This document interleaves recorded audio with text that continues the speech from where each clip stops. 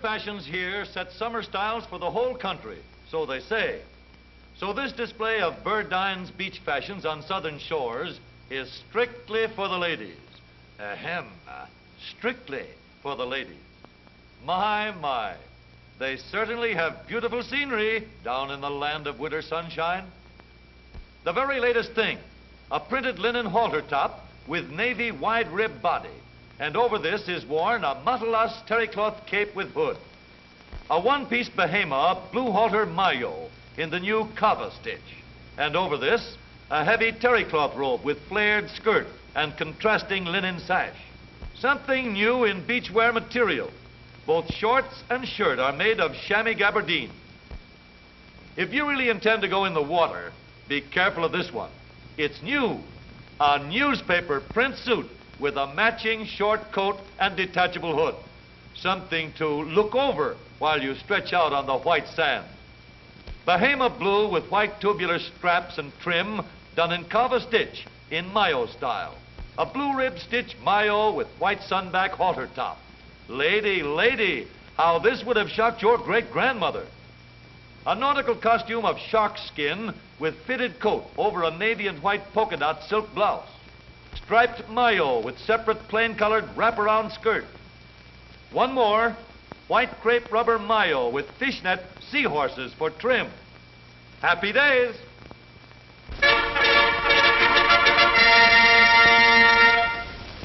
It may be fun to splash in the ocean surf during the winter months, but way up north, many miles away, you'll find folks that go in for another kind of winter sports. And it's a cinch you can't do these on the seashore.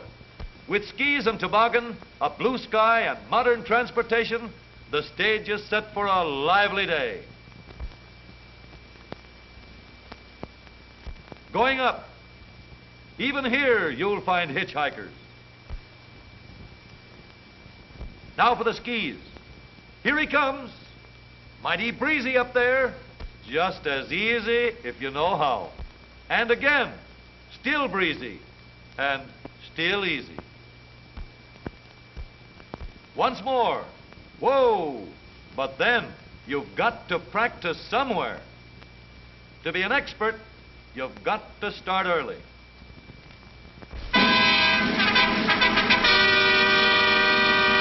Sail ho and ho. Gerald Ball, first mate, second mate, captain, deckhand, and engineer of his own boat, takes first prize as the skipper who has traveled most without getting anywhere. It's less than half a mile across the strait, but he often makes as many as 100 trips a day. Back in 1924, the skipper installed 2 good automobile engines in his seagoing hack, and to date, those 2 engines have putted him back and forth across the lake the equivalent of 200,000 miles each. With a putt-putt here and a putt-putt there, that's 8 times around the world, though with a bit less scenery. Many a motorist has been saved the 20-mile trip around the lake by this ferry, which carries him across in a few minutes. The skipper may not have hydraulic brakes, but he goes his passenger one better by stopping his boat with knee action. Ho hum! Another dock, another dollar.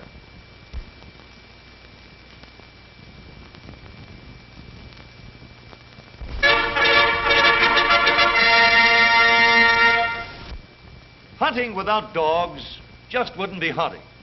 And Tim Porter, local sportsman, makes the problem of transporting his setters a very simple one. With a snappy tang in the air, it doesn't take any coaxing to get a couple of frisky dogs ready for a hunting trip. They're doggone enthusiastic. That's the way he keeps them both warm and comfortable on the road in their own private and spacious compartment. How do they get air? That's easy. Adjustable canine, no draft ventilation. There's always plenty of room for the family luggage between hunting trips. And meanwhile, this private compartment transports anything up to a 200-pound St. Bernard. And a dog that large could almost bring back the car if the driver got lost. At any rate, Tim says it's a huge success.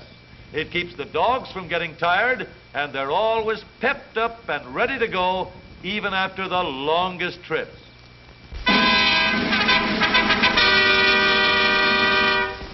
Get 'em young and teach 'em everything is the motto of Inspector of Traffic Fred J. Manning and Director of School Safety Dick Lemon.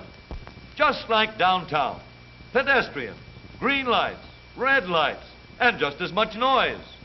However, schoolboy monitors give a little assistance on directions, and now and then, a little push. Those U-turns in the middle of the block don't count. Whoa, red light.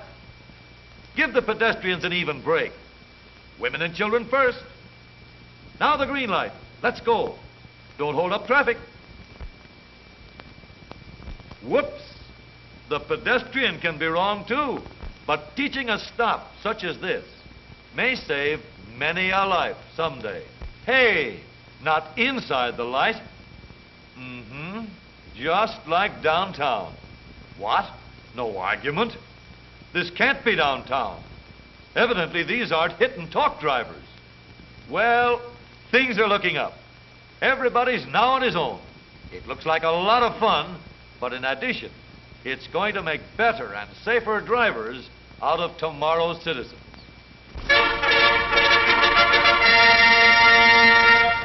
A new glider, designed and built by the Aeronautical Division of Lawrence Technical High School, tries its wings for the first time with an automobile for starting power. A little pull on the stick, and he's off. Whooey! Some rough riding.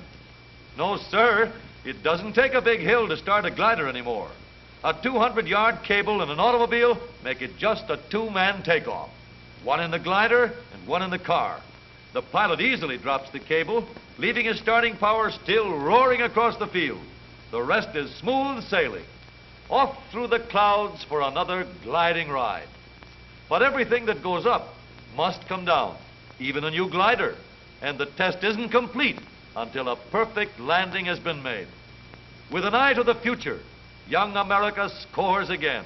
In this case, with a perfect one-point landing.